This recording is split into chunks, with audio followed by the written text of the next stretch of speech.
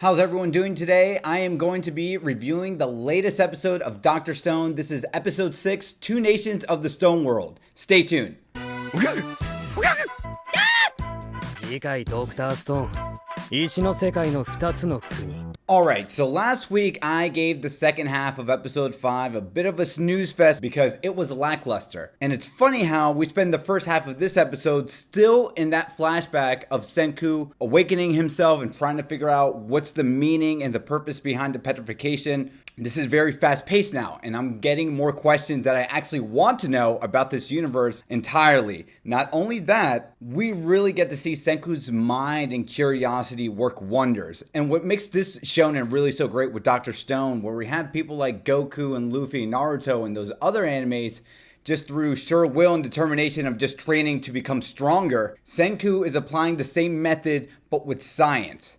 It's not easy for him. We see him work hard for it, right? He is a genius. However, he hypothesizes and then test and fail, test and fail, test and fail again to try and find the answer to what he wants. And that's what I really like about this. He's trying to figure out what is the cause of this whole petrification and why did it happen to begin with. We do get these funny moments here, right? Where it's like, well, we got the alien hypothesis theory. Next up, it could have been maybe a nation military weapon thing that just failed miserably. And then we could potentially get a third hypothesis, which could have been a virus strain. So I do like how over the top all of them are. But while Senku is thinking, we do learn one thing. And that is, in fact, that it is only targeting humans and swallows specifically. So while he tries to figure all this out, one of the first obvious things that comes to mind for Senku is, well, is it deterioration? And it's definitely something revolving around the consciousness and his brain. If he was awakened for 3,700 years the entire time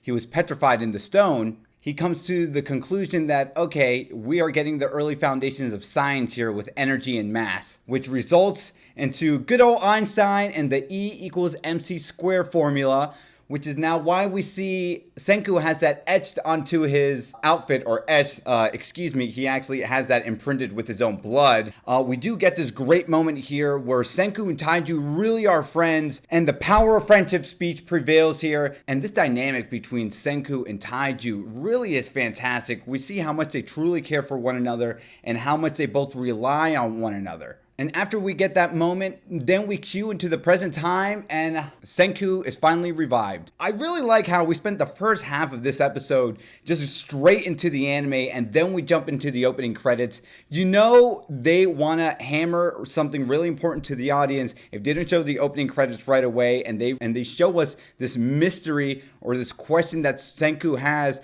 as to the purpose of the petrification. Why was it dawned on us? Or is it a hypothesis Senku can test out and figure out on his own? I do like how Taiju of all people was the one who said, it's funny how petrification is what doomed all of humanity, but it's also the cure into this new world about restoring humanity as well. After we get that bit, Senku ends up giving Yuzihira a mission, ends up telling her and Taiju, listen, Tsukasa thinks I'm dead, so I need both of you to go into Tsukasa's operation of base here and figure out and infiltrate what he's trying to do. And now here we go. This is the basis for at least season 1 or wherever this is going to lead up these episodic reviews, Dr. Stone as a whole. It's Tsukasa's army versus Senku's allies.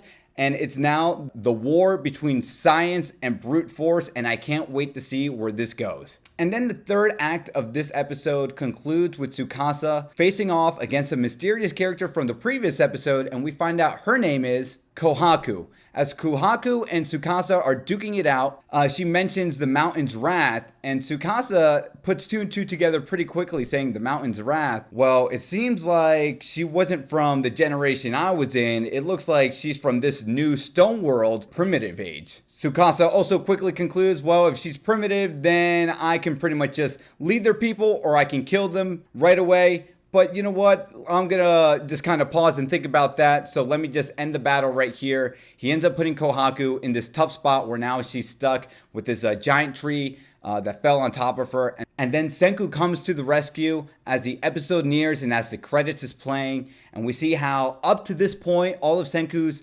scientific and technological advances to create a pulley. And that's what he uses to save Kohaku. And Kohaku, man, right away is like, wow, new waifu for Senku. That's apparently all you really need to make a woman fall in love for you. And that is how episode 6 ends here of Dr. Stone. And man, this is really exciting. Now we know what the basis of this story is going to continue. This episode is going to span off. We are going to see probably episodes with Senku trying to recruit new allies. And then we're going to get some other episodes where Taiju and Yuzihira are going to have their one and done stories with Tsukasa and his operation of base into acquiring this new military force here. It's a little bit sad to see Tsukasa, Yuzihira, and Taiju depart ways, but it's going to lead to a lot of exciting episodes and up to its epic conclusion.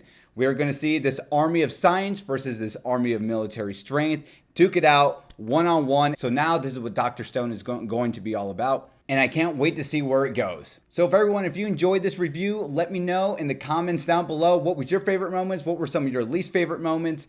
Did you like Dr. Stone? This episode definitely ramped it up for me in terms of excitement. And now we actually have a story. And there is this interesting dichotomy here of Senku's allies that he's going to be recruiting because they are primitive. They're going to be looking at this man of science pretty much as a god figure versus of Tsukasa's military force here, where they are actually from the current era. They have to revert their ways of a primitive hierarchy. Anyway, nevertheless, let me know what you guys think. And as I always say, to be continued, take care.